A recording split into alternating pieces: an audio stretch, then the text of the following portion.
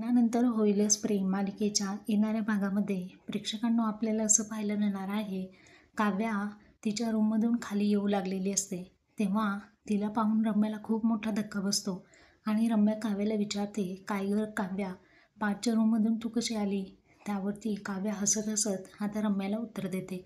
काव्या म्हणते, breaking news, मी माझ्या रूममध्ये पुन्हा परत आलेले आहे. असं ती घरातल्या सर्वांसमोर म्हणते. समजलं का रम्या, मी माझ्या रूममध्ये पुन्हा परत आले. असा टोमणासुद्धा ती आता रम्याला मारते.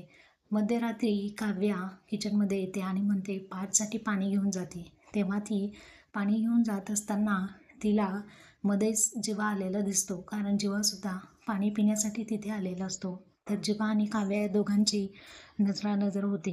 इकडे आपण पाहत आहोत की मानिनी तिच्या मैत्रिणीला फोनवरती बोलत असते आणि तिची मैत्रीण म्हणते, अगं काव्यावरती विश्वास ठेवू नको तू. इतक्यात मानिनी इथे आलेली आपण